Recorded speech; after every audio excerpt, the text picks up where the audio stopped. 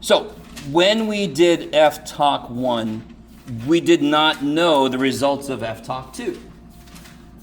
Of course, because F-Talk 2, we could do it once we understood F-Talk 1. It's very cool when I keep saying F-Talk, by the way. Fundamental theorem of calculus, I just want to say that. I would prefer to see what That's too bad. Get used to disappointment.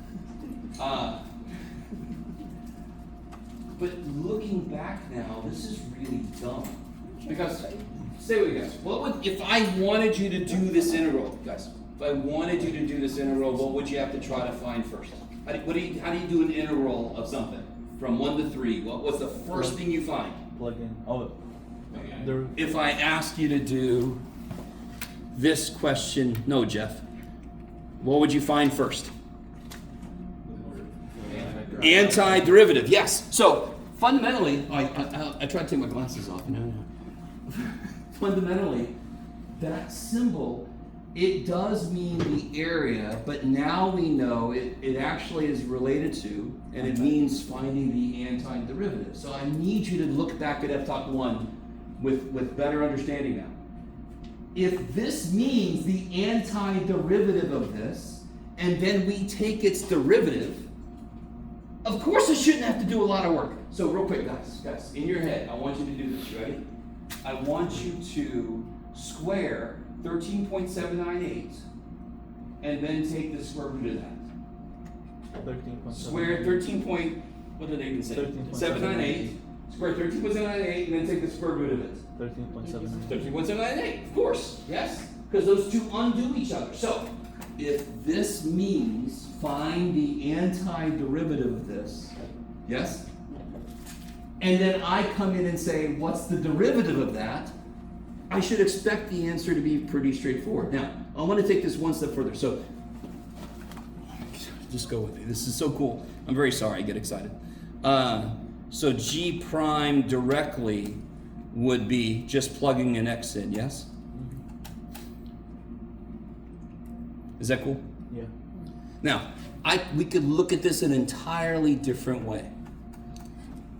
Just for a second, let me see if you guys really come with me on this or not. Are you guys cool if I just say, I'm going to call this F? Is that okay? I'm just going to call it F. I don't like it. You're talking about the function? Yep, that function inside, I'm going to call it little f of t.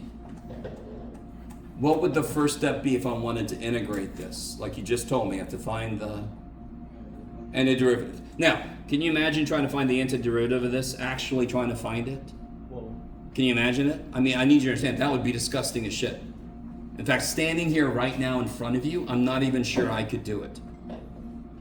Now I kind of want to try, but I'll do that later. I really want you guys with me. So, the integral of that even, what do I take the derivative of to get secant?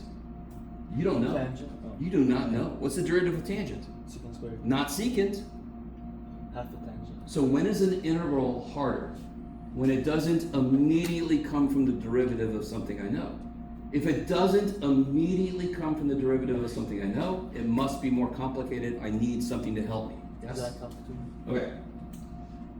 I really want you guys with me. We already know the answer is this, don't we? We know the derivative. But I really want to make sure you understand why the shit we just throw an X. Like, nobody's asked me where the 7 went. But has anyone thought that to themselves? Or are you now going, yeah, where the hell did the 7 look? Is the 7 anywhere? 7's gone. What the shit? In fact, the answer would be the same if I put 70 there. It would be the same if I put negative 7 trillion there. The answer would be the same. So does anyone want to see why? Yeah. Even if you didn't, I would show you. You know me. So, real quick. I'm about to do something you never have to do yourself. I'm about to do something that you never have to do yourself. I just want to more fully explain F-Talk 1 now that we know F-Talk 2. So remind me, I'm going to say this, I know I've said this a million times already. First step in actually doing the integral would be to find F of t. the Antiderivative. antiderivative, right? I don't know what the antiderivative is. I'm going to call it big ass F, yes? You guys with me? I'm going to call it big ass F of t. And I got to evaluate that from 7 to x. Are you with me? I need you guys with me. Whatever this guy's antiderivative is, I'm just going to call it big ass F. Okay, just go with me for a second. Whatever. So if it was sine x, this would be negative cosine x. Yes? Essentially, that's how you're splitting. Huh? But you're splitting. Yeah, I'm just using t instead of x. Sure. Okay. So g of x is this. What do I do with these now? Plug them in. Plug them in. Is everybody with me? That is basically f top 2. Right? The integral from 7 to x of this is plug an x into the antiderivative, plug a 7 into the antiderivative. Now the question actually wants me to find the derivative, yes, of g. So what's the derivative of g? F small. Yes? What's the derivative? What kind of thing is this? If you plug a 7 into a function, what kind of thing do you get out? A number. A number. What's the derivative of a number? 0. That's why 7's not there anymore, because it would lead to a constant. What's the derivative of big ass F? Don't overthink it. What's the derivative of big ass F? 1. No, come on. Where did big ass F come from? It was the antiderivative of So you can't. F, little f, yes? So what's the derivative of big ass F? Small f. Little ass f, yes. So look, that's exactly what we did. We just took it, we plugged in x into the function. So I should expect, when I take a derivative of this, I should expect this to cancel with this. Why? Because that means antiderivative to some degree, and that means derivative. So they should kill each other. They just don't kill each other cleanly, because this involves one more step, plugging that shit in. When I plug that in, it's a constant. That's why I don't care what number's here. As long as it's a number, it's going to disappear. But the antiderivative is that, right? You plug in the x in and that's going to be the antiderivative. No. That is the derivative. That's the derivative of this function. Yes, the derivative. Okay. Okay, I like it. If I did take the integral, here, let me do one here. One more example of this. Yes. Let me make something we can actually work with directly. What you got, Jeff? Yeah. Here we go. Let's do it 2 ways. Let's do f top 1. So what would g prime be according to f top 1? X, X dx. Or just x. Yeah, what's f of t? x, What's f of t? t. T. So then you just plug an x in, yes? Is that cool? Yeah. Same thing we did over here. We just took what the function was and we just plugged an x in. Can you integrate this? You can do this, yeah? What's the integral of t dt? T. 1. No, I'm not taking the derivative. Oh, What's the integral of t? T squared. Over T. Or 2. Or 1/2 t squared. Stop. I'm with you. And I have to evaluate that from? dt. No, what do I evaluate that from? 2x. 2 to x. What do you get when you plug an x in? You get x squared over 2. X squared over 2 minus, right? 2x. Plug a 2 in, 2 squared over 2 is 4 over 2 is 2. You guys with me? Yeah. I haven't found the derivative yet, right? What's the derivative of this? A number. Stop. What's the derivative of x squared? 2x. 2x. What do the 2's do? Cancel. And what's the derivative of negative 2? Nothing. 0. So I get x. Did I get the same answer? Yes. Now, obviously, I don't want to do it this dumb way. Oh, that's just. I the shouldn't. actual- This is like me saying, okay, in your head, square 13.789, and there's somebody going, 13.789, 13. Even though they know I'm going to ask them to square root it, I need you with me. Why didn't you guys? Some of you guys realize what was happening. Why didn't you do anything when I said to do that? Because the 2 things I told you to do canceled. So this is the dumb way. This is somebody going, I'm going to integrate that, and then I take a derivative. But those 2 are opposite operations. That means I don't have to do either one. The one little thing is when I plug that in, then take its derivative. So how do I get the shortcut? The derivative of an antiderivative is itself evaluated at that endpoint. Okay, I like Yeah, maybe. Does that help you actually apply the f-top 1? No, you could just do it based on what I said before. But now that we know a little more, we can go back in time and make it make a little more sense, is my hope.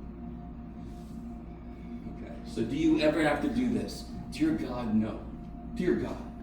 So Again, this is like me saying, add 18,487,000 plus 1,000,000, and then say, subtract 1,000,000. Why would I do anything? I just give you the original number. Those two cancel each other out. So do both fundamental theories of calculus, both of them, are they just about finding the antiderivatives? But No. What is the fundamental theorem of calculus part 1 all about? Finding the derivative of an area function. Right. F-top that- two is that- F-top 2 Is is area. about finding the antiderivative to evaluate the integral directly. Okay. Yeah. This one's about derivatives of functions represented like this. This one is about actually analyzing the integral itself. I guess I got confused because you said that sign literally just meant antiderivative. The area function just meant finding the antiderivative. Of course. How do I integrate something? I find the antiderivative. Okay. Got it. This question is, how do I take a derivative of something that somebody integrated? Well, I just cancel them. So, do you see how the function stays the same? It just gets evaluated. There. Okay. How you guys doing? You guys all right? All right. Just to build on this a little further before we go, let me see. Here's a function, f of x. Can you guys really quickly, just very quickly, it should be remarked, this is a really dumb question. Can you just represent that area for me? How would you don't say anything. How would you represent that area using calculus? What would it look like in calculus? Don't say anything. If you have no idea what I'm talking about, just hang out. You'll see. It's really silly. What calculus would I do to actually find that area? Say again? Integrate. You would integrate from A to B. A to B, F of x. f of x, dx. dx. By the way, before I forget, this symbol is the first symbol we've ever seen where there's two parts to it. This and this are one thing. They both say take the antiderivative of what's inside. I call it like a bookend. You guys know what bookends are? You put them on either end of your book so they kind of stay standing. I call it a bookend notation. So the integral and the dx together make a symbol. If you're missing the dx, what you're writing makes no sense. You guys understand? A lot of people just sort of forget this guy, and if you do that, oh shit, you're gonna have major troubles pretty soon. So I really want to make it really, really in your face that you need this sucker there. Okay. Now, what if I have this point C? How would you represent this area here?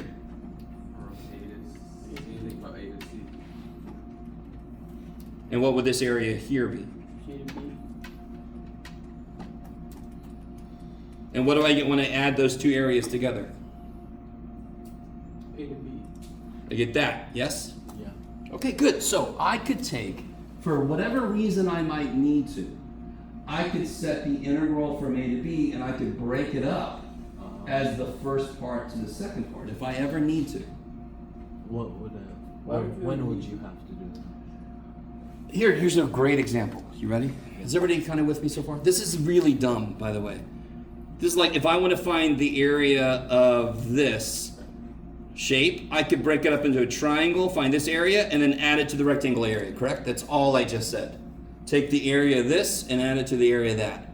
Now, a really good, I love what you're saying. You're like, the picture you just gave, Jeff, I wouldn't do that shit. I wouldn't do that. Would you do it for this picture? No. So here's a picture. I don't want to confuse the shit out of you at first. What if I had this going on?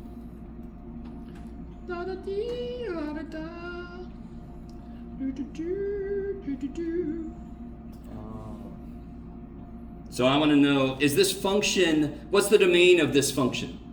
From A to C. No, nope, nope. A to B because C's up. A to B, because it's defined everywhere, correct? So this is a valid question to ask. This is a valid question to ask. But how do I actually calculate it? That is a valid question. What's the area under F? And in fact, you could even So you can do it as long as it's draw it. continuous. There's the area. That's the question, yes? But how would I calculate it? You would have to. I would have to break it up and see. There you go. So when something weird is happening at an internal point, and the most direct way to see that is some other function takes over at C, right? So the whole function is a piecewise function, but it's defined in pieces then. I have to break my integral up according to that.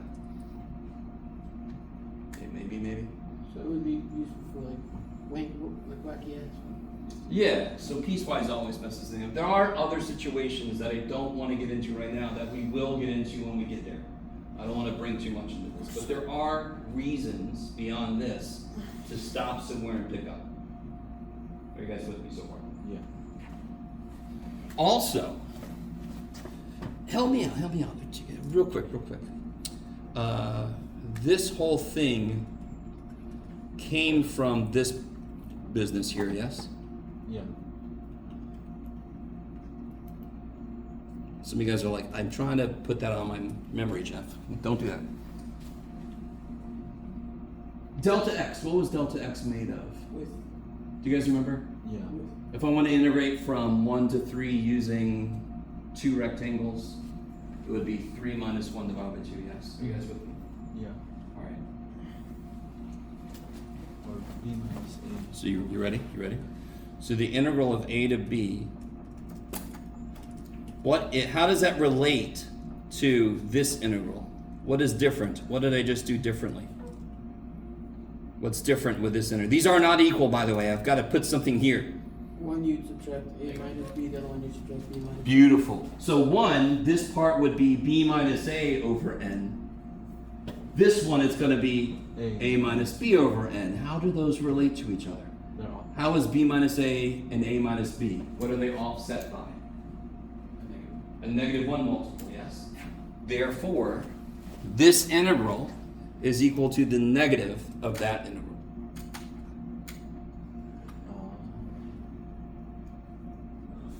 Kind of like, here's So another you way to can look use at it it. interchangeably as long as you just put a negative. Yeah, so watch this. If this is my profit, am I happy? Yeah. If I find the integral from A to B, that tells me how much money I made over that time, yes? If I do the integral of B to A, that tells me if I went back in time how much money I would lose. Not the best example, but still, that's why if I integrate the other way, in this case I would be going back in time. I would lose that money. That's why it would be negative of what it would have been if I go forward. Are you guys at all with me? If over time I gain something, if I look backwards, I'm losing it. Okay, like it. All right. So we have this idea. Where did I capture it best? Shoot, I should have put it up here. It's okay. We have this idea where I can break things up at an intermediate point.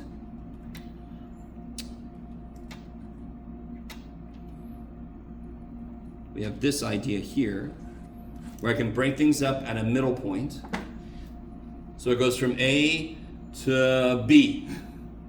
It just sort of has a weird transition at C. And then I have this idea where if I switch the limits, it just becomes the negative of what it was. So can somebody tell me, I'm going to show you the first level of why this is important. What is wrong with this integral, the way I've set it up, in terms of if I wanted to find the derivative? Is it in the right form? No, What's wrong with it? the 2 has to be on the bottom. There you go. How do I take care of it? You just make it a negative. So I really want to make this clear. I cannot apply the rule because this is not in the right form. It's kind of like if I have 1 over x cubed, is that in the right form? No, I got to make it x to the negative 3. Now that's x to the n, I can apply the rule. This is not in the right form. I can't apply the rule. Just make it negative. and Yeah. then flip. I love it. You guys in the front row are like, Jeff, man, you got no problem, dude. Just make it negative. So then what's the derivative? X squared ln squared. Almost. Negative x squared? Negative x squared ln x. Now, understandably, a lot of people put a plus c because your brain sees that integral, but we took a derivative. derivatives never have a plus c, unless there's a plus cx there. So. Let me stop for a minute. So we're just semi-with me. So here's the ultimate, most complicated F-Talk 1 problem.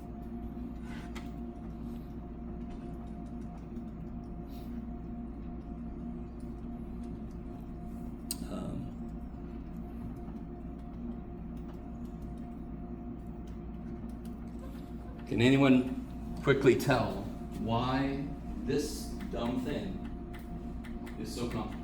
Because we both x's. Yeah. What's the form require before I can apply the derivative rule? An x and a constant. And where's the constant have to be? Bottom. Where the x squared currently is, yes. No, I can't just make x squared become 7 and hope that, you know, the teacher doesn't notice. Okay, so let me just show you how this works. I'm gonna use both things that we just covered. I'm gonna use both of these ideas. Do you all agree that, now real quick, just so you know, mathematically, math doesn't give a shit, but in case you're curious, if I'm between 0 and 1, x squared is less than x. So what I'm about to do doesn't change based on where I am. So here's the idea. If I'm going from x squared to x, do you all agree that there is unless they're the same, unless x is 1 or 0, in which case, why would I even consider this problem? There's got to be a number in between. We'll call it c. Whatever, if x is 0.1, right? This will be 0.01 to 0.1. Are there any numbers in between 0.01 and 0.1? Yeah. Yes, there are, so I'm just going to pick one. So then how can I break this integral up? I could go from, X squared to c. yes, I can go from x squared to c. Then you could go from c to x. Plus from c to x.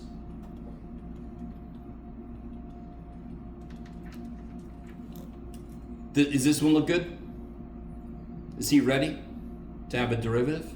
Yeah. Totally. He's got a constant. He's got the variable up top. Is he ready? No. What's wrong with him? There's an x squared on the bottom. He has a variable on the bottom. So how do I take care of that? Negative. Negative. X squared.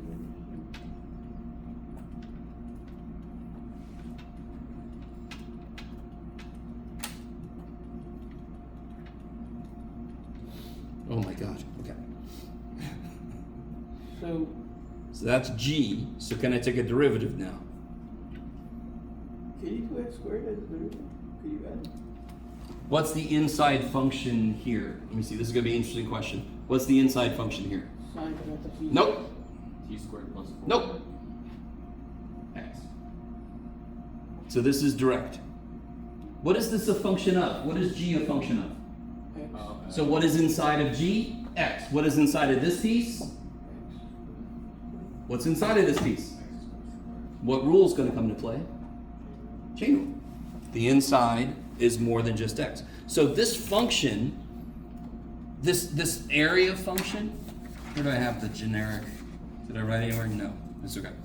This area function is exceptionally weird because the inside of it is here, or up here, yes? Wait, so why would it not be sine x squared plus 4 Almost, I see what you're trying to say, but it's going to be negative sine. What am I plugging into t? Would it not be x squared? What am I plugging? Yes, totally. So what should I put down there? Not x squared then, because I'm squaring x squared. X to the fourth plus 4 natural log of X squared. x squared times chain rule, 2x. How did that x turn to a c? There's an x squared here, correct? Mm-hmm. Chain rule's going to happen. Chain rule's going to happen because the inside of the function is more than just x. No. How did the you know how it was x squared? How did that turn into a c? This whole step here, me drawing the picture, so then I can go from x squared to c, Oh, and then from c to split x. it up. You Yep. just split it up. Oh, and then you split it. Plus, how do I integrate this? Sine of x squared plus 4 natural log x. And that's fine. It doesn't need, because, you know, the derivative of x is 1, so it doesn't show up. If x has any more higher components, like if it has like an x to the fourth, x to the fifth, you have to take the derivative. If it has anything more than just x, Yeah. Yeah. Take the derivative. then you have to worry about chain rule, yes. Would it be possible for it to be like x squared on top and an x to the third on the bottom? Hell yeah. I mean, I could have just put x to the third here, yeah. And then there would have been an x to the third here, and then I would have had to multiply by 3x squared here. So anytime, so you could have two different x's, you just have to find derivative if they have multiple. I just have to do chain rule, yeah. Can we do Okay. one more example? Sure. Let me see. How about this one? What do you got, Jeff? Let's do this. Yeah, sine x to natural log of x of arctangent of e to the t squared plus t minus square root of 11. Okay. Trivial little problem, right? So this is one, I should put this up on the first day and say, what do you guys think about that? You know, what do you think we do? Alright. The question would be, find the derivative of this. It is an integral function, so I know how integral functions work. The same way I know how sine works, the same way I know how polynomials work. This is just a category of derivative. So you break it up into. But I looked in this age, just like I would do like 1 over x cubed needs to become x to the negative 3 for me to apply the rule. What do I have to change here? What's wrong with this guy? It needs to be 2 parts. Well, you need a constant. Yeah. And now you see the shortcut. You don't have to draw the picture or anything. All you got to do is go from sine to some constant in the middle, plus pick up at the constant again to natural log. to the end. No, God, Jeff, why do you make such long freaking? Try to be funny and all that shit. It's okay. Okay. And on the first one, you make it negative. Good. So this would be negative integral c to sine x. And then you're able to apply the photic filter. The who to what? The fundamental theory. Oh, that. You say I thought that's photic? That's a photic. Sounds like some kind of Egyptian god. Everybody. That would be e to the power of sine x squared plus. Well, no, it'll be. So what's the derivative of this? So this is g. So what's g prime? It'll be negative arctangent of e to the X. no No. C. Sine x? no Isn't that sine x squared? sine. Yes, he said x. I'm working off of what I just heard. Plus Sine X. sine x minus 11 square root of square root of 11 times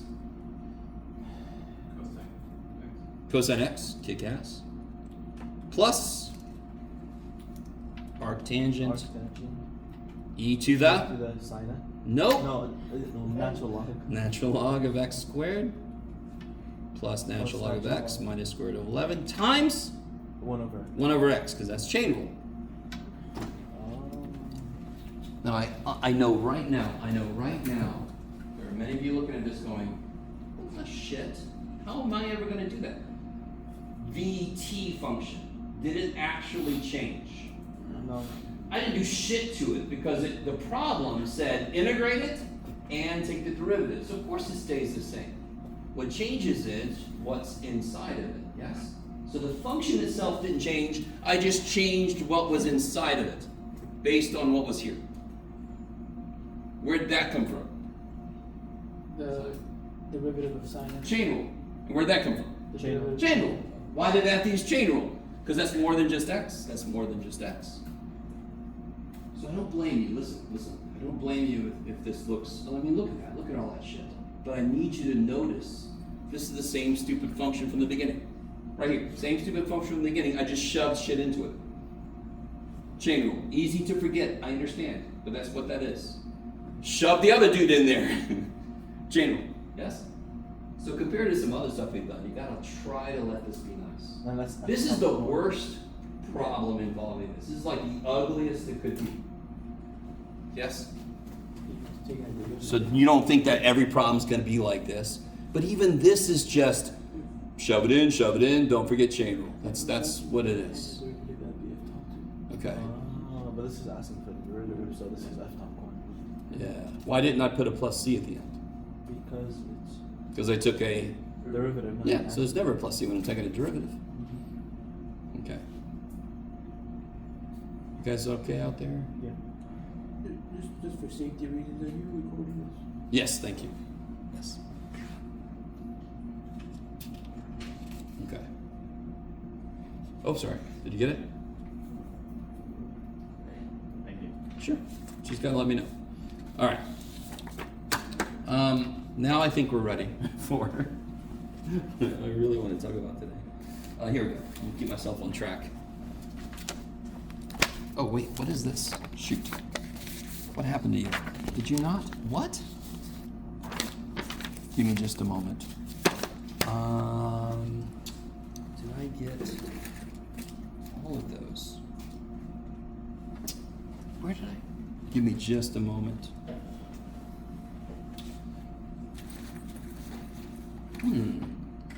I might have left something on the printer, possibly. I might have to go back. Yeah, it's okay, Jeff. You'll be all right. Yeah, I need to go back and get that. What we're about to get into is a first level approach to how to do more integrals. So at the moment, we could do this integral all day. But we can't do this integral yet. Yes? Yeah. We haven't learned the, if you've taken calculus before, I don't want to hear that shit, but in terms of this class, we have no idea how to do this one yet. Oh, because it's not just a singular x, it's right? Hmm? No, it's because of the x squared. Because do we know, all right, what's the answer to this? Why is this one so easy? What's the It's answer? just cosine. No. Negative. Negative cosine. How did you know that so nice? Because the derivative. the derivative. Because this is straight derivative, right, of a function that I know. Do you just know a function whose derivative is that? Do you just walk around knowing a function whose derivative is this? But wouldn't We're not there yet. Are you about to say the x squared and the x go together? Blah, blah, blah, blah, blah? I have no idea what you're about to say. No, I don't know. I don't know. I'm Well, all right, go ahead. What are you about to say? I was about to say, actually, no, because it's not negative. You can't turn it into a fraction. Never mind. I don't know. You guys. All right. Yes. What does it mean if the integral has no brackets, like no numbers on top and bottom here? Oh, Oh, it's indefinite. what does it mean, this one? It's got no numbers on the top and It's bottom. indefinite. It's just, yeah, it's indefinite integral, but what does that actually mean it's asking? Antiderivative? Antiderivative, that's all at once. Okay. So if it's got limits, it wants you to find the antiderivative And and plug then in. plug those in. Oh. If it doesn't, it just wants you to find the antiderivative. Okay. Do you understand what I'm trying to say? The integrals we can do right now are basically just one-step derivatives of functions we know, right? And I did teach you how to handle if it's like sine 2x. What if this was sine 2x instead? Can we handle that? Yeah. Because you could just divide by 2. Yeah, this would just be negative cosine 2x over 2, yes? So as long as like, it's just one little constant away from a function we know, we can anti-derive it, which is kind of silly if you think about it. So we can do something like 1 over x cubed. Because you would just make x to the negative. Exactly. And then that would be just integrating x to the end, which we know how to do. Exactly. Okay. But what is the derivative? Here. What if I gave you this? What if I gave you a problem you could read? Let's see. That'd be amazing, Jeff. Even when your pens work, we can't read what you're writing. Shut up. Ooh, sorry. Let me try something. I'm trying to work backwards here. Can you guys take this guy's derivative for me? I thought for sure I brought it. This is disturbing me. Yeah. Yeah, take the derivative of that. For sure I brought it. Negative 2 negatives. I wonder. Oh, no, you gotta do plus 1 first.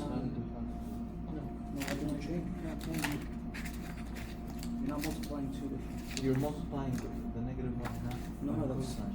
It just comes to the part of the cosine. It just comes down to the right. Don't overthink Oh, it. so it's just cosine. It's just cosine. Don't Just overthink it. negative sign, just negative sign. All right, let's do this one step at a time. So there's the negative 1/2. What's the derivative of cosine stuff? Derivative of cosine stuff. Negative sign. Negative sign stuff Times two. times Times 2. not stuff, but derivative of stuff. 2. 2x. Is that cool? Yeah. Okay. Now if I clean this up a little bit, the negatives cancel, the 1/2 and the 2 cancel, and what do I get? X sine x squared. Based Plus, oh, no, that's get out it. of there. Based on this work. B. Based on this work, can somebody now tell me the answer to this? Yeah. Based on this work, what is the answer to this? 1/2 cosine. Negative 1/2. Negative 1/2 cosine. Cosine x squared. Now, plus e. Now listen. This is equivalent to stuff we've already done. There's no way in where did I come up with this? Chain. The book. Well, I'm the one who made this problem, so I knew where it came from. Look at me go. Who gives a shit? As a student, you're like, how could I do that, Jeff? Do you guys see how this does have a nice answer? Yeah. It's just not an answer that's pre-programmed. We don't have this memorized. Do you guys walk around with your cosine x squared stuff memorized? If you do, again, you're a very interesting person. I want to talk to you. But there's got to be a way to handle a function that we're not just lucky that we did a derivative related to it. So we're going to develop that way today. And what I need to do is I need to go get the stupid handout. I guess I hope I left it in the printer. I don't know what has happened. But let me leave you with a problem to try, just to bide the time. Can you guys please, what do you want to do here? Oh, can you guys, here, take the derivative of, let me think, yeah. Let's do, here we go.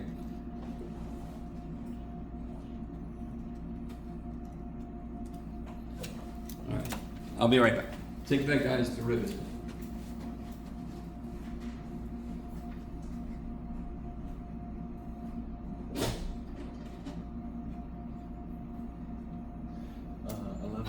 X cubed plus 4x squared 3x squared plus 8x.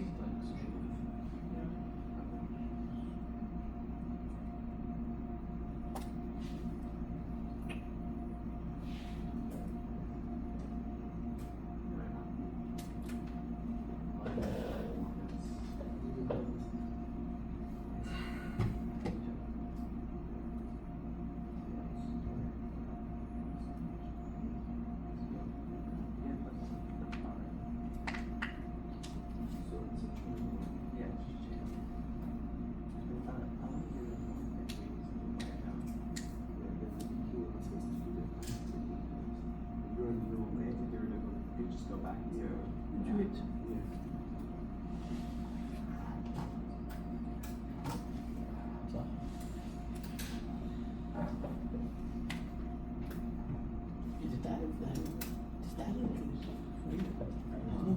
Yeah, I don't know why.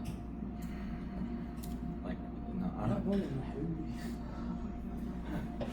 because you know I do it with uses, you know I do it, you're like, oh man, you know, you just keep going to this. Only on tests I go slow. Yeah, well that's smart. Yeah. But I remember I used to, when I was like sophomore, last year, a year and a half, on tests, I used to be like the first one to finish.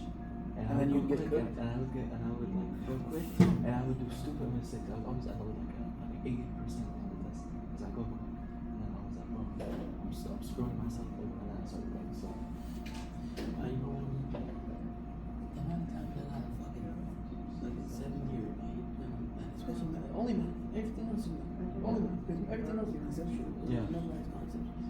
The amount of times that I was kidding because I forgot to put a minus sign in the Bro, it hurts so much. Because you look because you know how to do the fucking work. Yeah, you look back at it, you're like, bro, only if I put that sign, I would have gone like 3% higher. I would have read like about 3%, now fucking, that's from 87 to 90. Yeah, that's a lot. Dude, I remember back in elementary and middle school, I would be getting 50% on my math because I went so fast on basic addition. Basic fucking addition, bro. That's not things, yeah, like I said, to be honest with you, when they say math stamina, they're not lying. You really do have stamina to start running, because it's a long, because why don't you just want to start fucking Because speeding up halfway and through you get burnt out. Yeah. And you're like, you just want to finish. Then you look at your piece of paper, you do this way up, you look up here, what the fuck did I Yeah. say? I admit the summation notation one that we were doing before we did integrals. So what did you guys get here? 11 x cubed plus 4x squared 3x squared plus 8x. What? Yeah, so the 11 comes down Don't say it like that. to 10 power times. The 3x squared plus 8x. Okay, so with that in mind, Yeah, I did it quick. I forgot Here. it then. yeah, okay. Oh, this is so long. I just started playing this. You have evil brothers. Fire clapper. Ishla, hey, Ishla.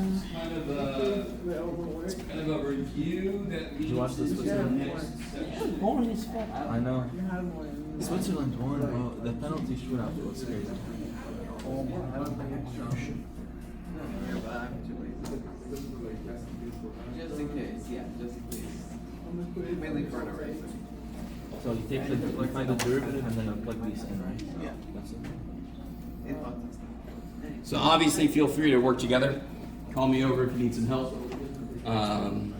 Negative one you got cosine, Cosine zero. right? You understand I that, understand right? that. Yeah. And then you would take the derivative of this, but f top 1 says you just replace the t with the Top, x. with the X on top. With the x on top, and then it would just be 4x squared secant x. That's it. And then the dt just goes away. All right. dt's of yeah. So guys, what's the integral of sine? Negative cosine. And then I evaluate from 0 to pi. So that's just how you read this in English. Negative cosine x evaluated from 0 to pi. And we understand what this means is I plug the top one in minus plug the bottom one in. Now, if you honestly don't know what this is, that's bad. Don't use your calculator because it might be in the wrong mode. What is the cosine of pi? Negative 1. Why? Why is the cosine of pi negative 1? You get it. Where is pi? Pi's on the left side. Pi's over here, and cosine likes x. And what's true about x back here? Negative. It's negative 1. Yeah, so okay, that's negative, negative 1. And what's cosine of 0? 1. Negative, negative 1 is 1, plus 1 is, holy shit, okay. That's weird if you think about it, that the integral of a funky ass function like sine x from 0 to pi just comes out to be a nice whole number. That's not expected, but I love it. So what about this one here? First step is antiderivative. What'd you guys get for that? X squared plus x. Good, and that's going to come into play down here. And I want to evaluate that from negative 4 to negative 1. So I plug a negative 1 in, minus, plug a negative 4 in.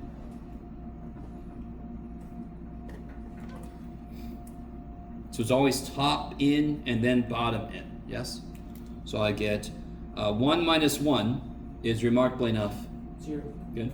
And then I get negative 16 minus 4, so I get negative 12. Is that cool so far? And again, remember, you could check this. If this is a problem on the test, you can plug 2x plus 1 into y1, and you can and then you can graph it, and then you can integrate it with calc number 7, right? And you can actually get the stupid number. Okay. This one,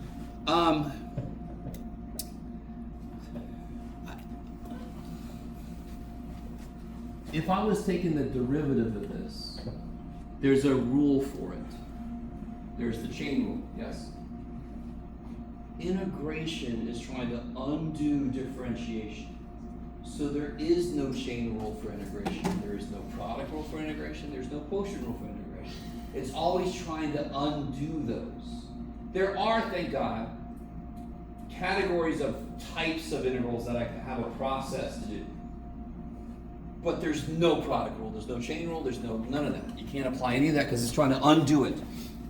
Now, the integral of e to the 2x has to be itself, but that can't be the answer. You have to divide by 2. Yeah, you got to kill the 2 that would come out because of chain rule.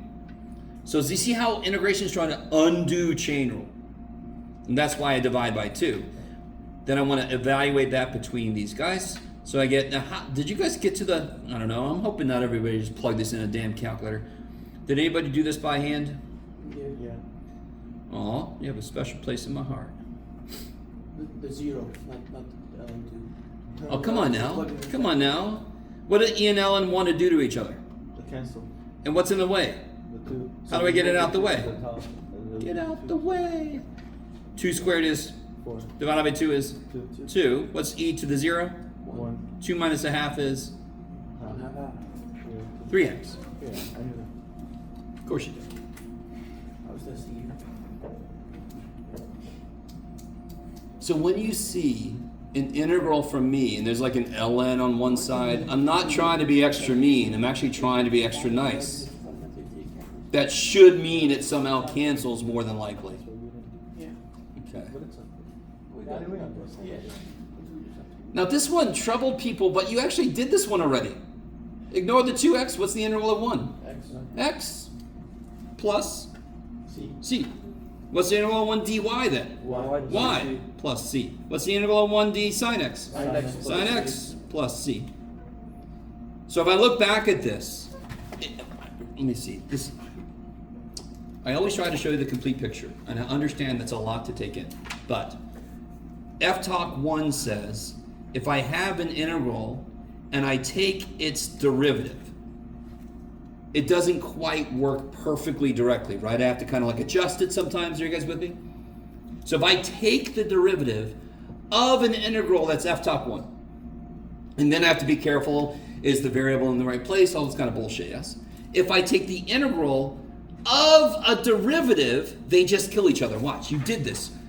Integral and derivative kill each other. What's left? Integral and derivative kill each other. What's left? Integral and derivative kill each other. What's left? Okay. So when I have an integral and I take a derivative, that's FTOC 1. It's not that hard, but it's definitely a little more complicated. It's not like direct. When I have a derivative inside of an integral, that kicks ass. They actually just directly kill each other, which is beautiful. How often are you going to see something like number 6? Not very, but it is a small part of what we're going to talk about in section 5.5. What time is it, by the way? Ooh, I got to give you guys a break. Number 7 is a nice, straightforward dude, yes? U to the 11th power. Since I'm doing it with respect to u, yeah, u to the 11th Plus C. plus c. Okay. So let's do this. Let's go ahead and take a break, and then we'll pick it up right here. Come back at 10 after.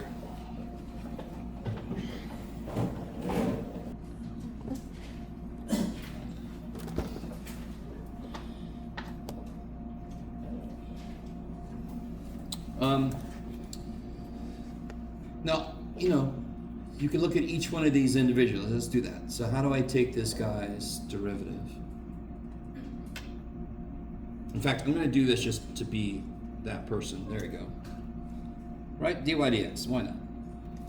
What does that equal? How do I do this? So we're gonna put the 11 Good. The 11 comes down. and we write the inside. Good. The inside stays the same. 1, which is 10. Good. And the derivative of the inside, which is cosine of 9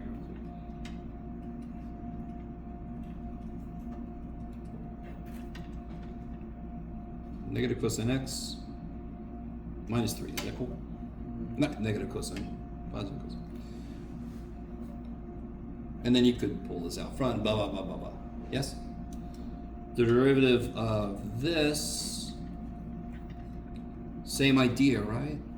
So it's stuff to the 11th power. The 11 comes down in front of stuff times the derivative of the inside. What do I have to do the derivative of the inside? What rule do I have to use? Chain rule. For the inside? For this. Oh, product. Product rule. Derivative of x is 1 times ln x x plus x. x times the derivative of 1 ln over x. Good? That just becomes 1, the x and 1 Yeah. Yes? x. Yeah. 11 times stuff to the 10th times derivative of stuff. So how does this guy work? This completely different problem. 11 stuff 10. 10 times e to the 5. So how do I take the derivative of e to the 5x squared? E to the 5x squared. Yep. E to the 5x squared times 10x. Good. Good old chain rule. Derivative of negative 2 is? 0. 0. Okay. And then I could pull this out front, blah, blah, blah. Forgot 10x. Now, of course, I had to give you this one. But do you guys realize, obviously, you should have picked up on every single one of these is basically the same problem. The details are different. The structure is exactly the same. This guy, I had to give this to you, just so you can see this in the wild somewhere. Stuff to the 11th power. How do I take the derivative of that? 11 to the stuff. 11 comes down. The stuff. Stuff is now to the 10th power. 10th power times derivative. Oh my god. Derivative just goes over. Stuff. Well, sort of. Because the derivative, I mean the integral is antiderivative, so it just goes away. It doesn't really just go away because then I would have 4t squared. So, of course, what happens? Plug in the x. Plug in the x. 4x squared, secant Secant x. There you go. Now, obviously, you see the structure of each of these. They're all exactly the same. So, if I were to analyze one of these more closely, what happened to all your paper, Jeff? There it is. Okay, let me zoom in on this guy for a second. We got this result. So we got dy dx is equal to 11 times sine x minus 3x to the 10th power times the derivative of this. Right? Mm-hmm. And in fact, if I wrote this prime like this instead, okay, every single one of these. So if I start with y equals u to the 11th, oh shit, where u is some function of x. So what could it be? Well, it could be sine x minus 3x. It could be x natural log of x. It could be e to the 5x squared minus 2. It could be blah, blah, blah, blah, blah. Yes? It doesn't matter what u specifically is. It just matters that it is a function of x. How does every single one of these dumb things work? dy dx equals 11 stuff to the 10th times u prime o. so du dx, yes? Yeah. If you look at every single problem we just did, they all say this. The details change, but this is true, period. Isn't this cleaner than any of those? Okay. Notice something. What can I cancel from both sides? Do you guys see something I can multiply? No, careful. This is u, yes? I don't write well. I don't know if you've met me before. This is derivative of u. Yes? Yeah. So what can I cancel though? The You could do it. Huh? Dx. Yes, if I multiply both sides by dx, they cancel. So I get dy equals 11u to the 10th du. Isn't that just Hold on. Sorry. Give me a second. Every single problem we just did, the answer is this one. Yes? So can somebody tell me what's the integral of this? sine x minus That. 3x? What's the integral of this? X. That. Yes? Of course it is. Of course it is. Of course it is. We wouldn't know that just out in the world. If somebody gave me this shit, I wouldn't know that's the answer. The only reason I know is I just took the derivative and got this. So I know the antiderivative goes back.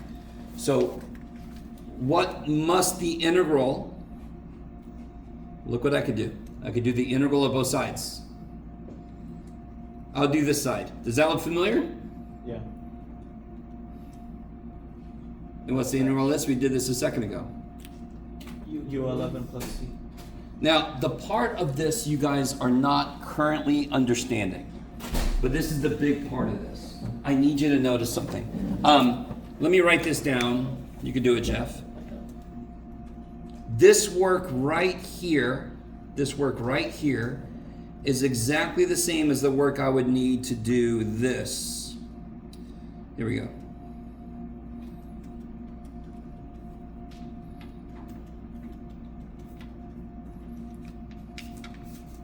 That is that. This is this. This is this.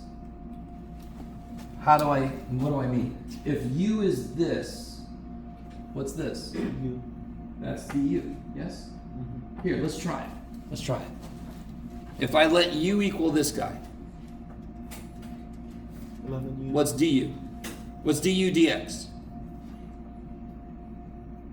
Take the derivative of both sides, yes? So how do I take this guy's derivative? Product.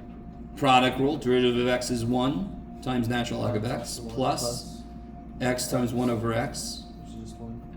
So natural log of x plus 1. Yes. Now, this doesn't cancel, but I could multiply both sides by dx, and I get du equals natural log of x plus 1 dx. So help me out. What did I just say I replaced this with? U. And what does that mean I replace this with? What do I replace this with? Du dx. Du. What does this equal? Du. So doesn't this then, if I let u equal this, that means du is this, so doesn't this just become this? Yeah. So you just put that into the du. So then the answer, what would the answer be for this specifically? What is it that I made u equal for this? X. X ln x. So if that's the answer for any, what's the answer for this one? Y equals ln x. X ln x. What was u? X ln x to the 11 power plus c. And of course, that was what we had. All right. So the problem with this, it looks horrific, yes? If I just gave you this out of nowhere, if I just gave this out of nowhere and said, you better do this or you fail the class, you can get up, come up to me and slap me on the face, because that's bullshit. But after today, you won't be allowed to slap me on the face because this will be a standard problem. That looks horrendous because I can't just see really easily that this shit is the chain rule piece from him. That is the chain rule piece from him. So if I let u equal this piece, I realize, oh, that's du. So then it's just in this form. It's just in this form, and that's easy to integrate. So we need to memorize that. Hold on, we'll get there. So I want to immediately follow this up with, can somebody tell me, how do we do this? Yeah, here. What if I had this equation here? Can you guys do this guy's derivative for me? Yeah. 1/2. How would I rewrite this to make it a little easier? All right, don't say anything. Just take that guy's derivative for me real quick. Don't say anything. Times 2x.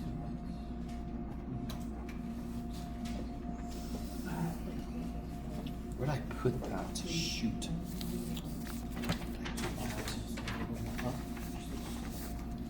Dadgummit. U minus. Still an answer. Yes. That's all right, Jeff. It'll be all right, Jeff. All right, let me catch up to you guys. What do you guys get? 1/2 x squared plus 4. Yeah, so the 1/2 comes down. Times x squared plus 4. Negative 1/2 times 2x. Yes? So then I get y prime is 1/2 of 2x is just x over the square root of x squared plus 4. Is that cool? Negative means flip, 1/2 means square root. Yeah. Do you guys, so if I ask you to integrate this, is the answer relatively nice? In fact, can you just tell me what the answer is? Yeah.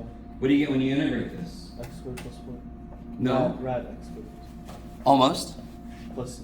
Let's see. Yes.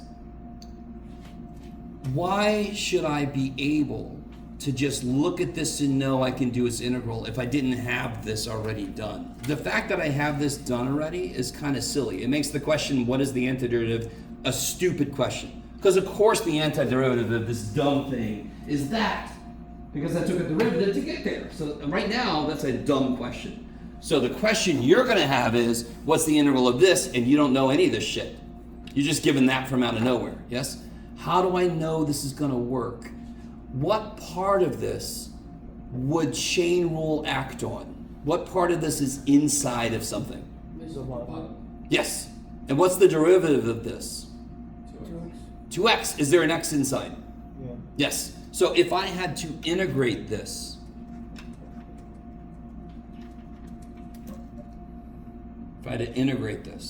here's what I could do. I need to consolidate this. What I'm going to do is I'm going to change variables. Because dx, if I look at it in terms of derivative of x, I get this disgusting integral I can't do directly. If instead I said, what if u was this thing? What would du be then? 2x dx. So see how I just automatically multiply the dx up? Yeah.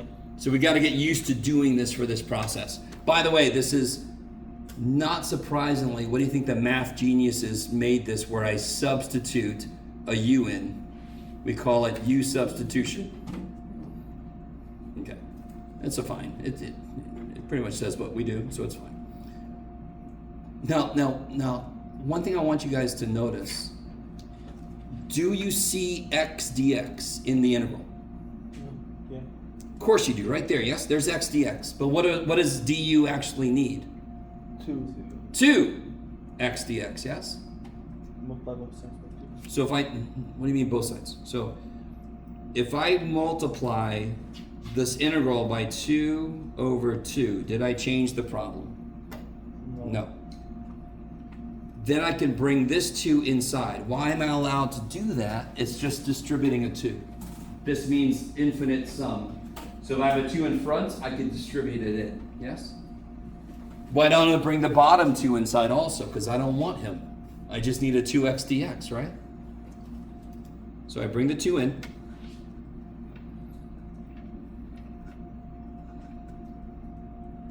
Now, Why is it 1/2? Because he only took I brought that 2 in, so that 2 stayed behind. Because I don't need it. So I still see 2 over 2 as 1. I still have the same integral I did from the beginning. Can you guys find du for me in here? Yeah. It's right here, yes? So I can rewrite this integral As du over. as du over the square root of what? What's x squared plus 4? 2x. No, what's x squared plus 4? U. U.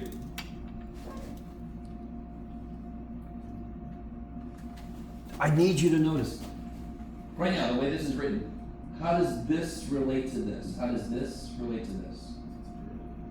That is this guy's derivative, yes? So whatever this is, its derivative is up here, correct? So if I make it u, what's this? Du. That's the derivative of u. What's in here? The top is its derivative. What's in here? The top is its derivative. I have maintained the structure of the problem. And what I tried to get you guys to realize with this handout we just did was it's the structure that matters. Every single one of these is the same stupid problem. If I would have just put a u here, they all have the same structure of answer. So here, how do I integrate this? Well, what sucks about the way this is written right now? What rule do I want to use? I mean, how could I rewrite this so I can use a rule? Rewrite it to negative 1/2. Yes, this will be u to the negative 1/2. All right, don't say anything. Think about this for a second. Don't say anything. Try to integrate that. You know the rule. You know the rule for variable to a number power.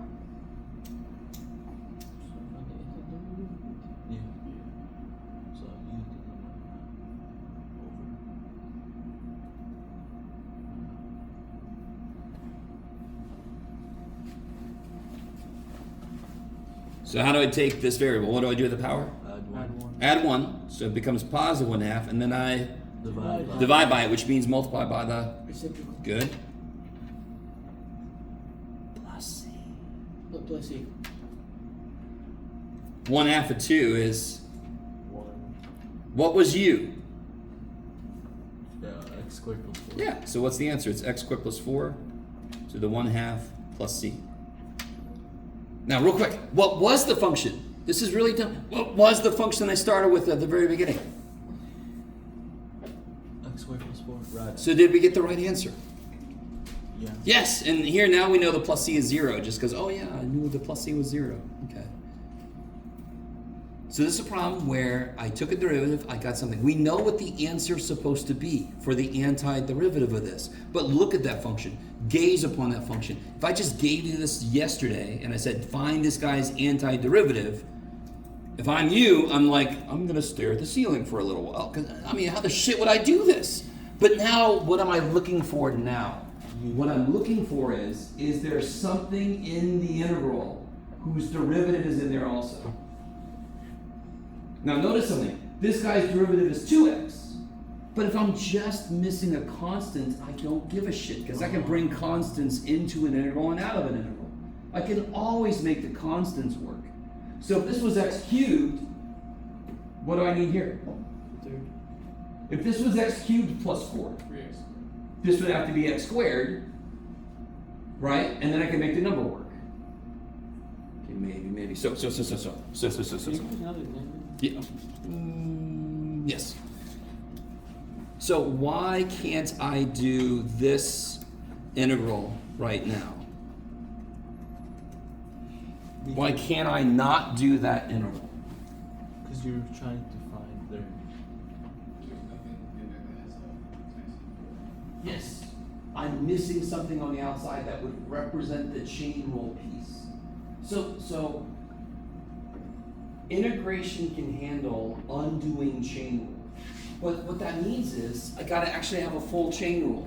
If my initial function was basically this, wouldn't I need a 5x to the 4th? Yeah. Okay, so this integral we cannot do. In fact, this integral, I'm curious, well, given enough time, I could do it. It's a little bit worse than normal, but.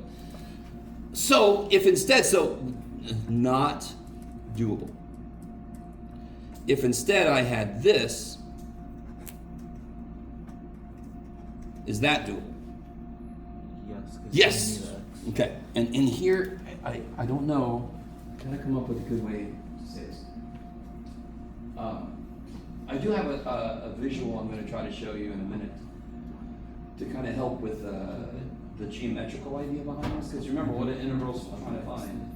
Scary. Okay. It's 4. That's 5x. If I let What do you u mean? equal this, let's just do this problem and then we can see why it works. If I let u, why did I let u equal this? Because this guy's derivative is in here. Yeah. Now I'm missing a constant, correct? And again, I don't give a shit. So if I see an x to the 5th and I see an x to the 4th, I know this method, u substitution, is going to work. So if I let u equal this, do you all agree this is a function of x? Yeah. Yes. All right, so let u equal that. So u is a function of x, I'm going to let equal this. What's du then? X to 5x to the 4 plus c. How many? I'm not integrating, take a derivative. You're good, man, don't worry. Can I find this in there right now? Yeah. Almost. Can I? Almost. What can I find right now? The x to the 4th and the dx. Yes, I can find those. So can I put du in there yet? Can I replace something and make it du yet? Not yet. What am I missing? 5. Stupid 5. So if I just, here's the part I really want you guys to get, so you don't have to do too much work. Have you ever seen Raiders of the Lost Ark? No. There's a scene where he's got to take the gold idol and put the bag of sand. So he's trying to he's trying to take something away and add something, so overall the equation balances. He does it wrong, so the boulder comes down. Yes? You watched every single show ever. No, it's just the ones I've talked about. So here's what I'm going to do. I wish a 5 was here. So I'm going to go screw everything. I'm going to put a 5 there, damn it. Now, the only way I can make this problem remain the same problem. Are you doing it right? We're not supposed to do it. Sorry? Are you doing it? I'm doing it red to make sure you see what the hell I'm doing. Oh, I thought Yeah. you said it. No. You're supposed to do it. So if I put a 5 there, I've got a different problem, correct? So if you do this, Put one. yay for you, you've answered a different problem than I asked. But if at the same time I divide by 5, that's like putting the bag of sand and taking the thing away. So I've got the same thing. Yes? That's the same problem. Can you find du now? Is it in there? Yeah. Yes. I desperately want you guys to understand. Whatever this function is its derivative out here. Yeah. Trust me, I understand this idea is difficult. But listen to what I'm saying right now. Whatever this function is, I'm going to call it just function. There. I'm just saying that function is its derivative out here. I can replace this with du. So what does this integral, don't forget my 1/5. What does this integral say? The square root of a function times its derivative. Yes? Yeah. What does this say? The square root of a function times its derivative. Those are the same thing. Those are the exact same thing. It's just this is written more structurally. It just cares about the components instead of the details, because the details don't matter. And now what do you do? I got one more thing I'll show you in a second, but let's finish this one out. Rewrite this as u to the 1/2. Can I integrate this? Yeah. What do I get? U to the, 3/2. and then I multiply by the 1. reciprocal? Yes? Yeah. And then this will be 2/15. What was u? X the 5th one. So. Wait, where did that 215 come from? 2/15. Yeah. Can you guys, while I figure out this next step, can you guys take this guy's derivative for me? Take this guy's derivative for me. Go for it. Take that guy's derivative. 6/30. Yeah, I can do, yeah. 3/15. I could do, 1/5. I have very little paper left. 1/5 on that side. That one. 1/2.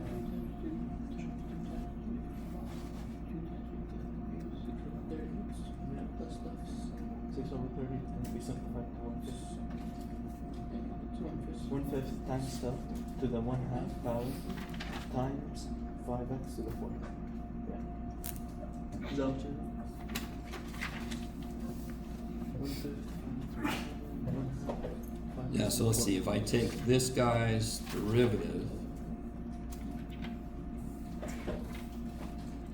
2/15, the 3/2 comes down, times this to the Make 1/2. 1/2 times the derivative of the inside. X to the 4th. Yes? So I get 2's cancel, 3 and 15 goes to 1/5. 1/5 and 5 is nothing, but the x to the 4th out front, is that what I had in the integral to begin with? Yeah. Yes, before I put the 5's there, yes? So that verifies it's true. Do you have like a worksheet for this? Or? No, I decided the weirdest example of stuff I shouldn't. No, of course I do. Oh, Sorry. Sorry. how you feel?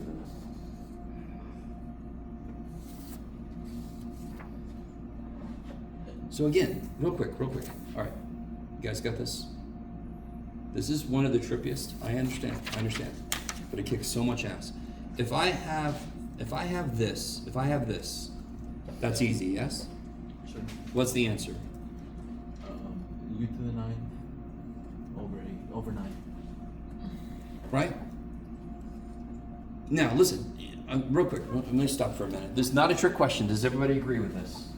Not a trick question. Does everybody agree with that? Yeah. Totally. Of course that's right. Of course. Did I tell you what u was? No. I just said that's u, right? All that matters is that I have a function to the 8th power times its derivative. How does every integral in the universe that looks like that work? It works like that. So what if I had the integral of sine x to the 8th times cosine x dx? Do I have a function to the 8th power times its derivative? Yeah.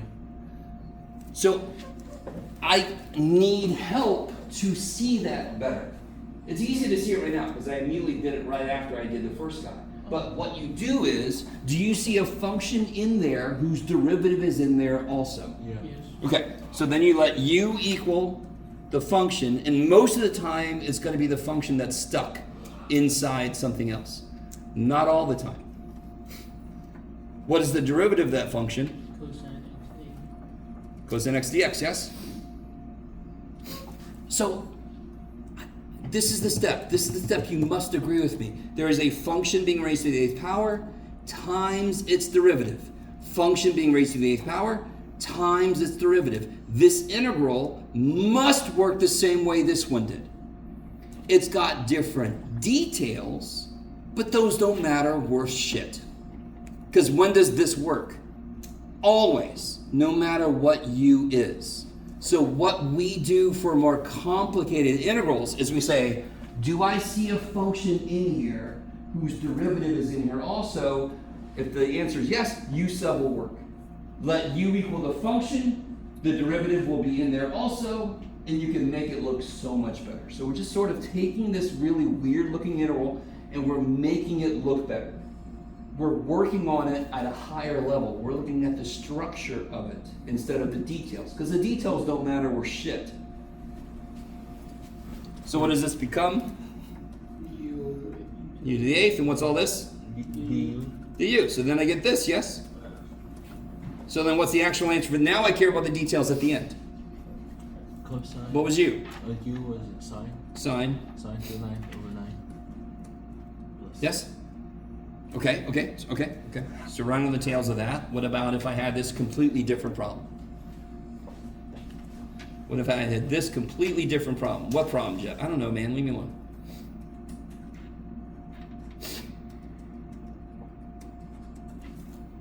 So you would be ln x plus x squared. Why? Why would you be this? That one's stuck.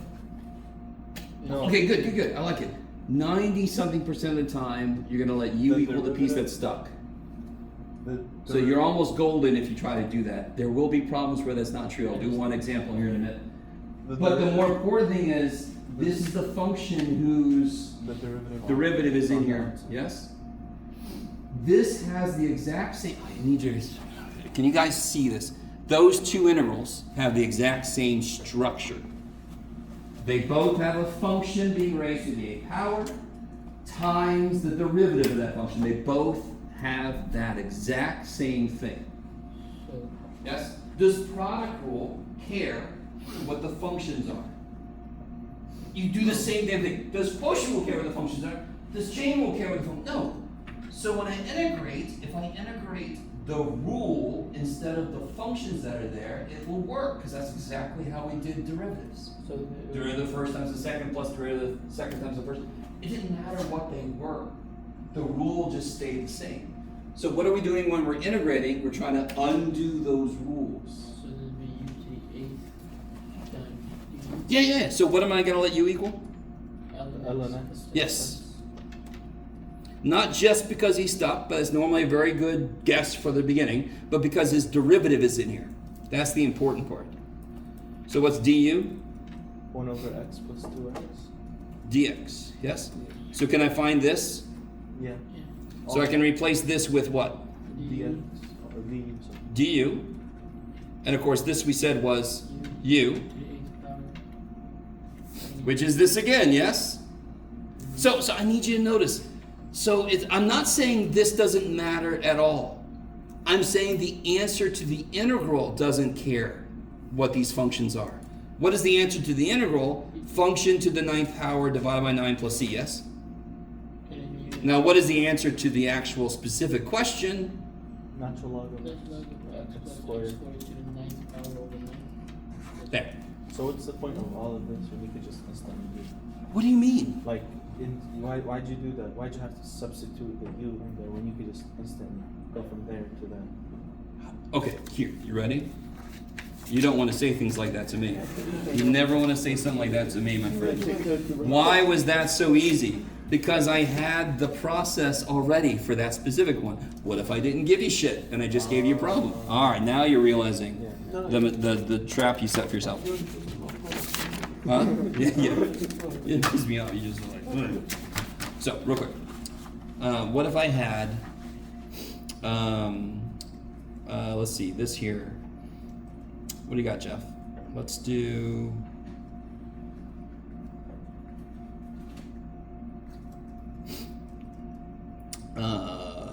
Yeah, divided by. Cosine squared of.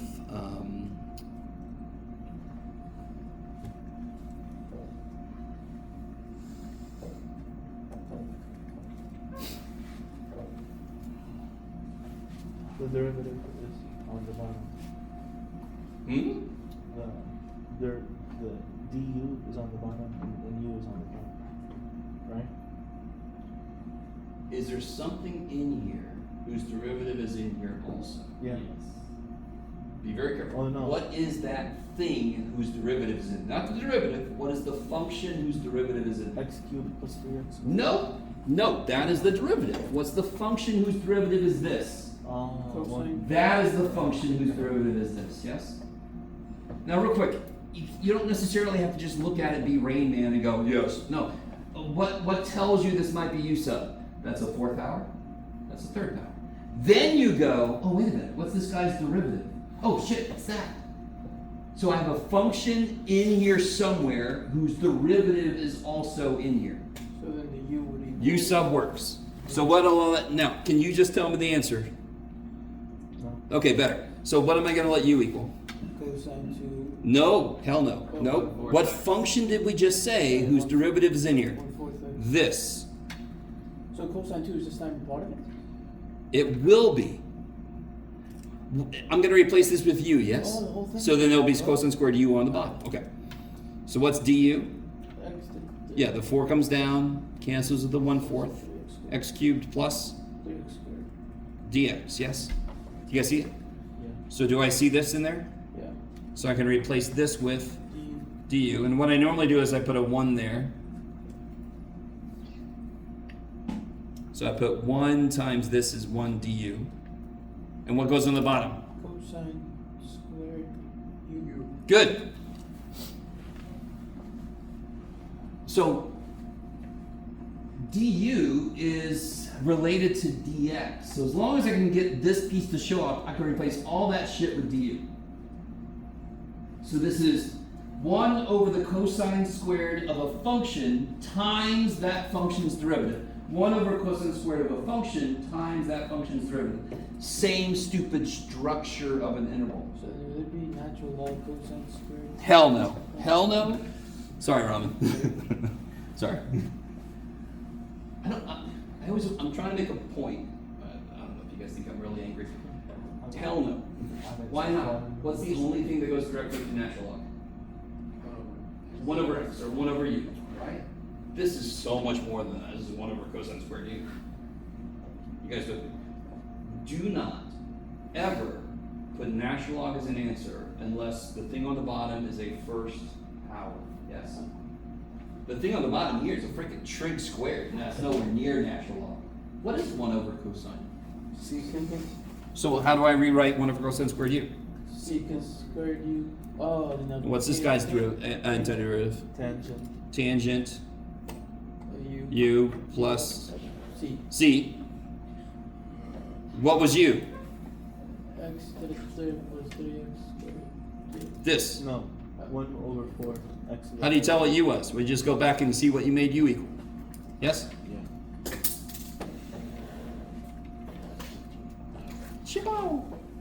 If I took this guy's derivative, wouldn't I get secant squared of stuff times derivative of stuff?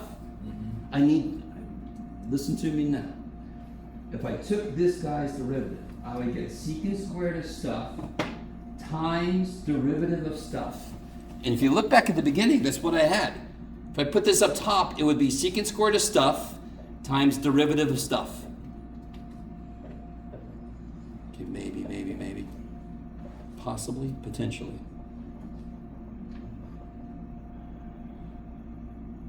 This might help a little bit. I've run out of paper, damn it.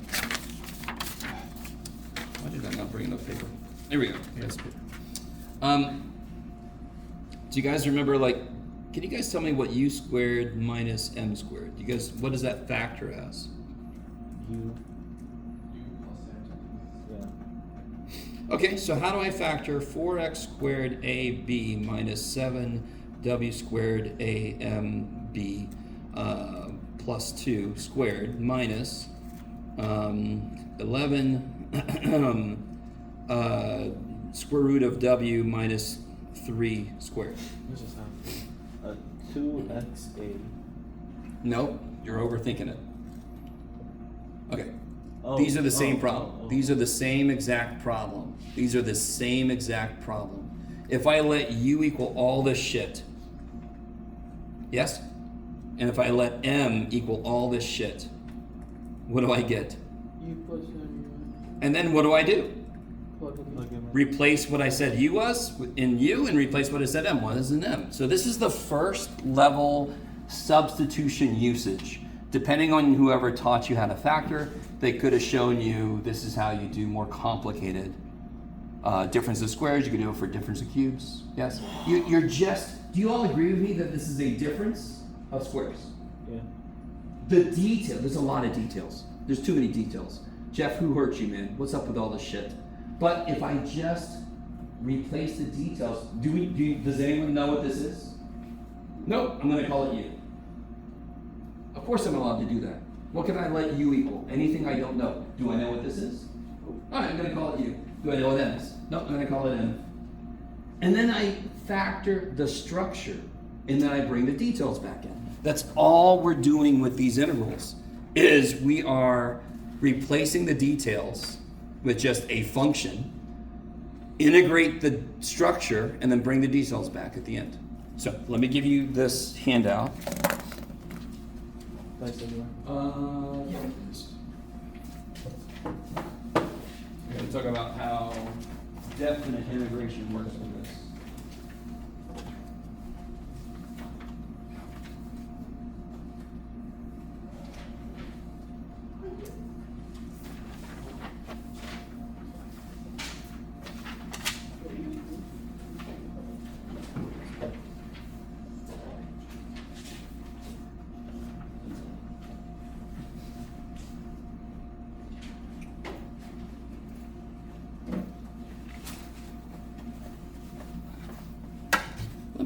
Here, before we look at this too much here, I want to try one little thing with you guys. Here, just everybody watch this before we talk about this. Do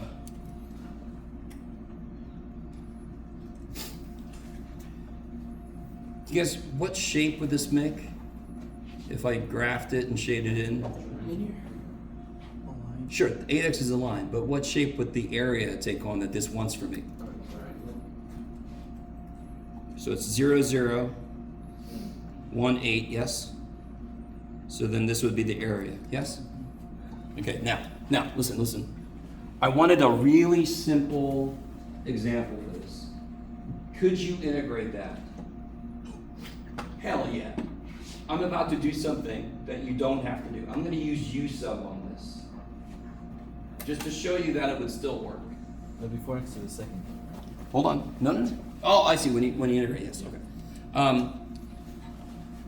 I don't have to use u sub on this, correct? But I want to make a point with a very simple function that we know what the shape is. I want to make a point with you. The answer is the area of this shape, correct?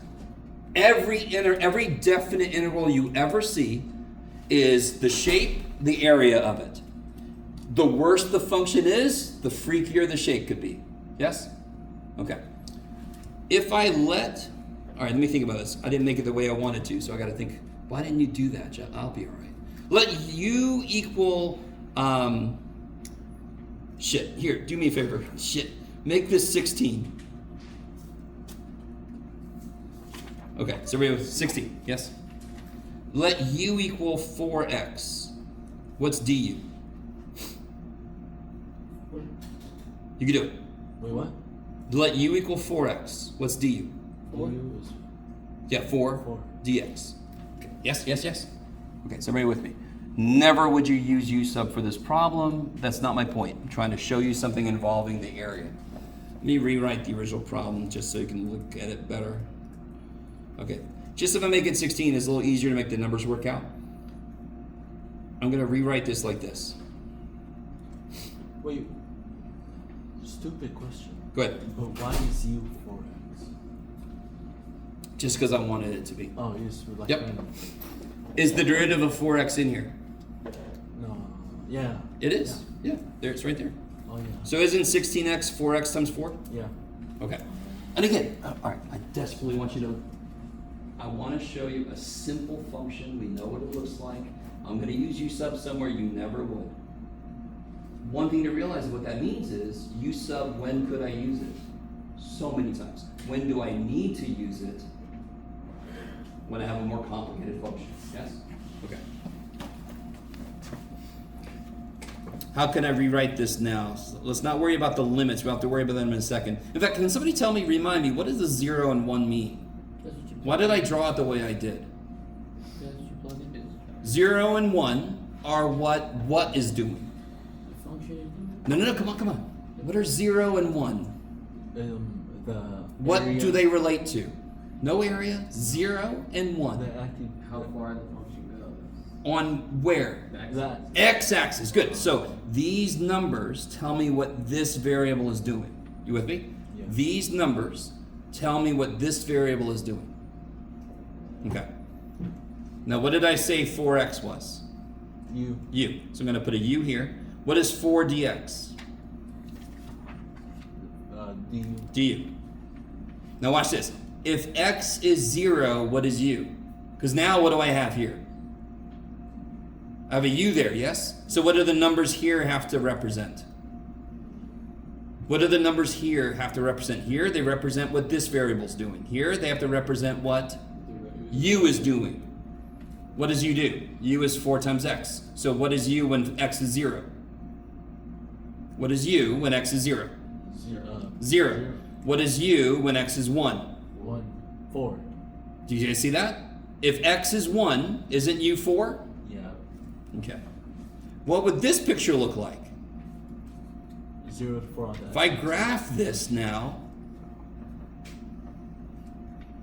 it would be 0, 0, 0. yes, and then 4, 4. Okay. What is the area of that triangle? 8. And what is the area of this triangle? You guys with me? Half the base times the height. Half of 4 is 2 times 4 is 8. What's the area of this one? Half the base times the height. Half of 16 is 8. They have the same area. So when I use u substitution, another way to think about it is whatever the picture was, I'm kind of like reorganizing the area.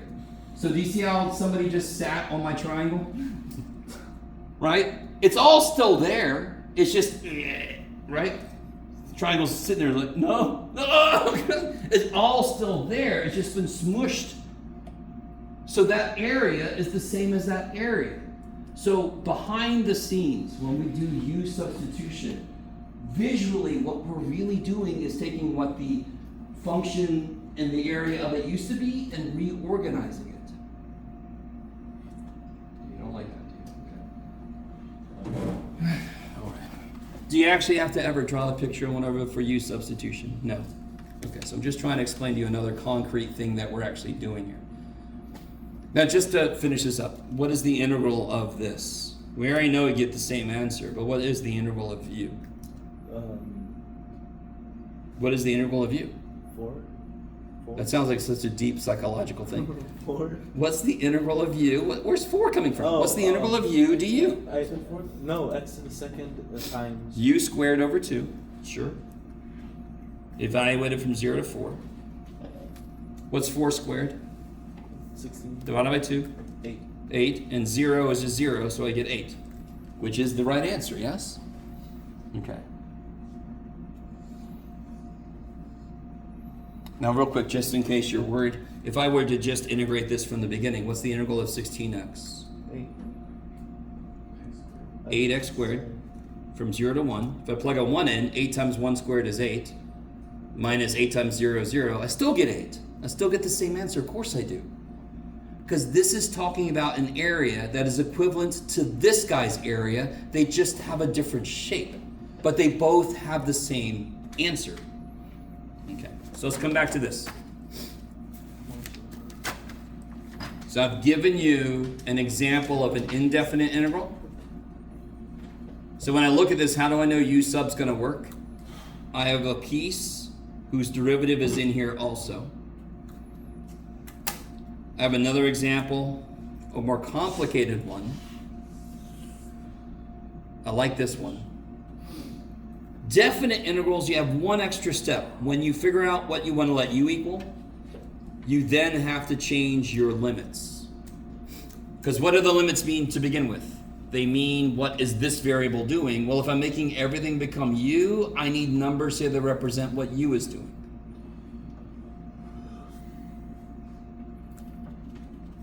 So, can everybody try, just give number 1 a try. It's a nice indefinite integral. Yes?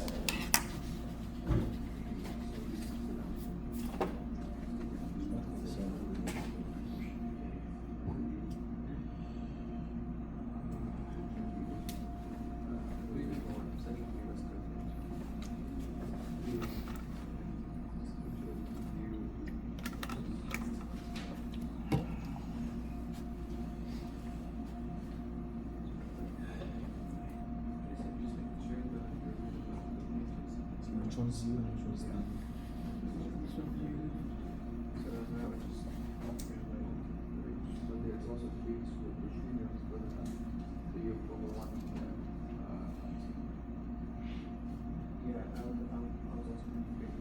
So make sure everybody's on the right track. Have you figured out what to let u equal in number 1? 3 cosine or cosecant squared. Two reasons why not. The derivative of cosecant squared would suck big time. It would be 2 cosecant times cosecant cotangent. Oh my god, negative that. Is there a function in there whose derivative is also in there? What's the derivative? In fact, is there a function in there who's stuck somewhere? Yeah. What function is stuck? Cotangent. Yeah, good. Cotangent and stuck inside of a square root, yes? 90-something% of the time, that's going to be what you want to let u equal. What is the derivative of cotangent? Negative cosecant squared, because it's co. And do I have a cosecant squared in there? Yeah. Yeah. What do you don't want here? The 3. The 3, so get it out of there. What do you wish was there? 1. No, what did we just say? What's the derivative of cotangent? Negative cosecant. Negative cosecant. So what do I, negative cosecant squared. So what do I wish was here? Negative 1. Okay. So think about how to make that show up.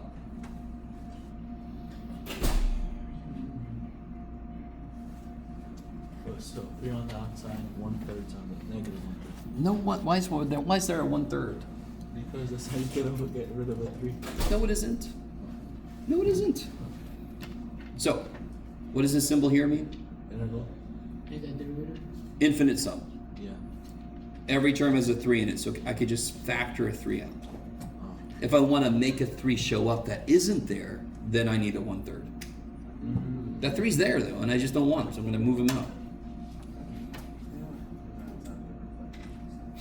So I'm going to let u equal cotangent. u is negative cosecant squared. So I don't want the 3, right? Anytime you have a number that's in the interval and you wish it wasn't there, just as long as it's a multiple, you can take it out. Factor it out. What do I wish was here instead? Negative 1. So if I just put a negative here, how do I balance what I just did? Put a negative on the outside.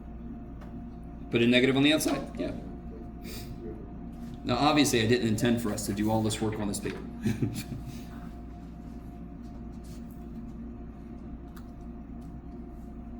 So what did I do? I didn't need that 3 there, so I just moved it out the way. What I need there is a negative. So if I multiply the inside by negative, I gotta multiply the outside by negative. So overall, I didn't do anything. It's the same problem. So the answer to this problem is the same as the answer to the original because of the same thing. So how can I rewrite this now? I have -3 integral. What's this? Square root of u, so u to the 1/2. And then what's this? That's du, yes? So I have a square root of a function times its derivative. Square root of a function times its derivative. I did not change the structure of the integral at all. I just made it easier to look at. That still means the same thing. How do I integrate u to the 1/2 du? Stupid question. Go ahead. Where did the U come? Oh wait, no, never mind. I do know where the U came from. Okay. I was gonna say it's just the whole idea. That's all. What's the integral of u to the 1/2? 1/2 u to the 1/2. No. Integral. What's the power go to? 3/2. Goes up by 1, multiplied by the reciprocal. Yes? Yeah.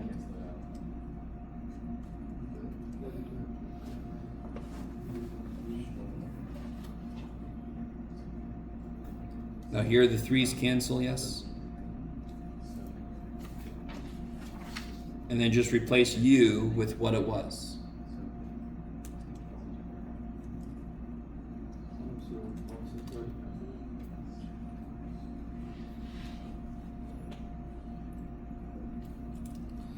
So just like with the factoring problem, when I have a difference of squares, what tells me how to factor it is the fact that it's a difference of squares, not the individual things being squared. So I factor every difference of squares the exact same way. Same thing here, I integrate every integral that looks like this. I'm gonna integrate the same way. I don't care what u is, the way I integrate it's the same. And then what do I do at the end? I bring back the specifics. If I took this guy's derivative, what should I get? If I took this guy's derivative, what will I get? Negative. Don't think too much. Why are you thinking so much? Oh. Stop thinking at all. No thinking. That. Squared. Yes? Yeah. No thinking. You're like, I don't know what you want me to think. Not for that question. All right. Try out number 2.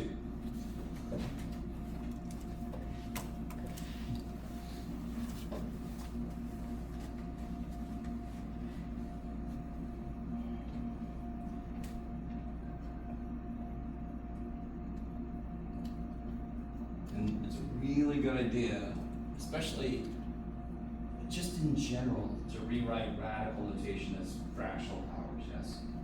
Especially here. But just always, radical notation sucks.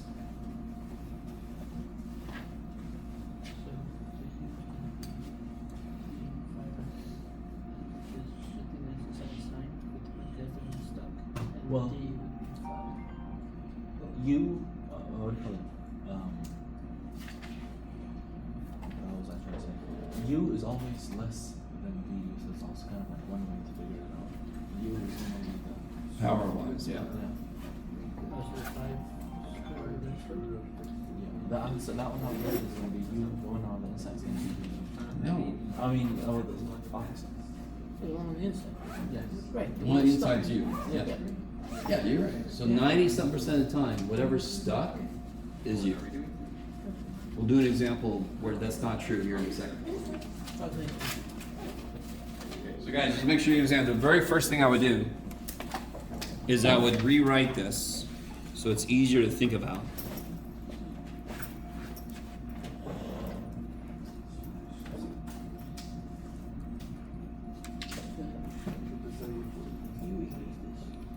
Yeah, this is U. Does it jump out at you now that this guy's derivative No.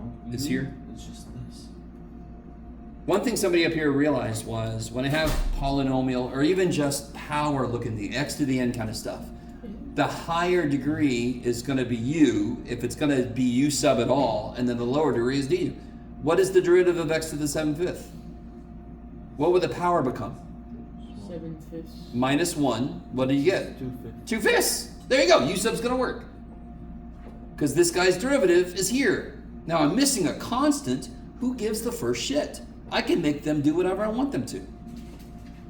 So, what am I going to let u equal? 7/5. X to the 7/5. Yes, x to the 7/5 minus 4. What's du then? X to the 2/5. No, come on, the 7/5 Well, it's 7 x to the comes down. X to the 2/5, yes, and then the negative 4 goes to 0, yes? So do I see this in there? Just this piece? Yes, right? I see this piece in there, yes? Yeah.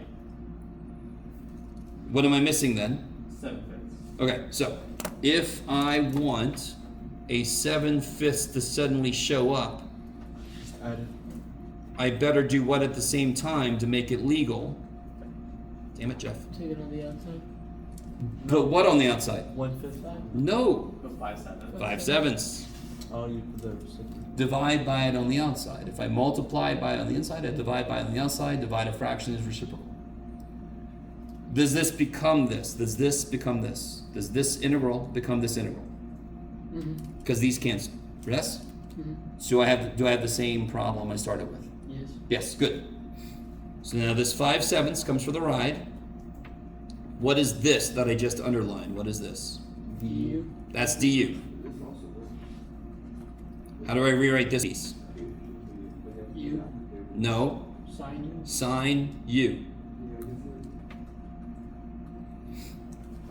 So this integral says sine of a function times the derivative of the function. Sine of a function times the derivative of that function. They represent the exact same thing. I've just taken what's important and written it in a clearer way for myself. Do y'all agree that that's a shit ton better to look at than that? Yeah. And the great thing is they represent the same dumb thing. Do I have a function inside a sine? Yes. Do I have its derivative outside?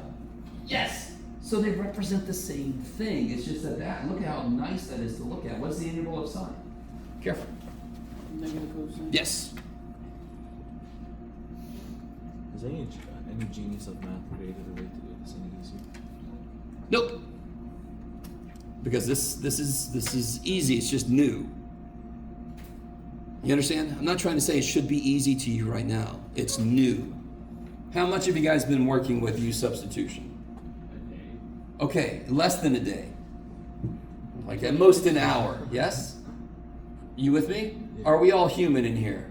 I don't want to out you if you're from a different planet and you haven't gone through the right channel. I don't want to get the men in black after you. But as far as I know, we're all human here. Humans don't learn shit in an hour. Are you kidding me? I'm laying some groundwork. Does it make 100% sense to you right now? Does it make 100% sense to you? No. Does it make 10% sense? Yeah. Does it make 30% sense? Yeah. If I try to push it to 70% sense, is where I feel like some of you guys are going to push back. Don't So, push it to 50. you with me? But we've been working with it for an hour. Yes? We've been working with it for an hour. All I need from you right now is some connection with something. Some, like, I kind of get that. I kind of see that. That's all I need from you right now. Yes? In fact, that's all I ever need from you anytime we first start to talk about something. So the integral of a sine of a function is cosine of the function. And what was that function? What was u? It was x 7/5 minus 4. And if you did take a minute and take this guy's derivative, you would indeed get this. Scroll down. I mean,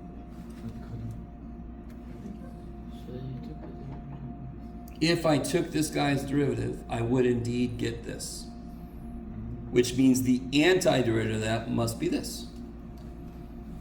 So how do you always check your answer to an indefinite integral? You just take the derivative of what you got. Yeah. but that would be the answer. This is the answer, yes. Yes. Okay. And I take I the thought you derivative take to the check your derivative work. of U. Take the derivative to check your work. Sorry? How can you take the derivative of U? What do you mean? He didn't Yeah, take the yeah, derivative yeah. of anything. He What? just What do you replaced mean? I did take the derivative of u. There it is. No. All I did, I integrated. I'm saying if you took the derivative of this, and I didn't. If you did, you would get Oh, this. okay. Yeah. To double check your work, yeah. So, last thing I want to do, and then I'll let you guys out of here. Jeff, that's the best part of the class, Jeff. That's when you let me the hell out of here. Number 3 goes against the kind of rule. And a lot of my colleagues kind of, and it used to be me too. I used to not teach this distinction well enough. 90-something% of the time, U is going to be the thing that's stuck. It's stuck inside of the square root, it's stuck inside of the 9th power, it's stuck somewhere. Number 3 is an example against that. 100% of the time, U is going to be the function whose derivative is in there. 100% of the time, U is the function whose derivative is in there. So in this problem, it looks like X is stuck on the bottom, but if I let U equal X, the derivative is 1. He's just sitting there like, what the shit? U is natural log. What is the derivative of the natural log of X? 1 over X. 1 over X, and that's in there. So, is the natural log of X stuck inside something or anywhere? No, it's not. But 100% of the time, you let U equal the function whose derivative is in there also. And just to remind you guys, there's always an understood 1 every frickin' where. So the derivative of ln x is 1 over x dx. So if I let U equal ln x, the derivative is 1 over x dx. So I get integral of U, and then 1 over x dx is du. What's the integral of U? Again, that sounds like a really bad self-help book. What's the integral of U? Good. Du. What? Wait, what? What's the integral of U du? What's the integral of U? What's the integral of x? 1 over X. Wow. Negative. What's the It's not antiderivative of U? Of U? Yes. What's the antiderivative of x? 1. No, that's the derivative of x. What's the antiderivative of x? Oh, X to the second. second over 2. So what's the antiderivative of U? X to the second. U to the second over 2. It's been a long day. You can't. I don't care. I'm not going to let you off the hook. And then what's U again? What was U? Natural log. Yes, U is natural log. So at the end, you just got to go back up and see what did I let U equal and replace it at the end. Okay. You guys seem appropriately excited about this. Okay. Just to let you know, I mean, U substitution is, when you first see it, it's very weird. I tried my best to illustrate in a few different ways what it's trying to do. I think the difference of squares example is a really good one to think about because it just took the shit that was making it look bad away for a second. That's basically what this is doing. This integral is the same as that integral. That's just much easier to work with. So whatever I answer again is effectively this as long as I put the details back in. That's enough. So tomorrow I'll have the quizzes graded, and then we'll take a new quiz tomorrow. I'll have the practice test and the practice final tomorrow. When is the test? The test is next Tuesday. Yes. And then the final is on Wednesday. Final is on Thursday. Thursday. Thankfully, we do get it. Oh, Wednesday. Yeah. So I can grade the test and get it back to you.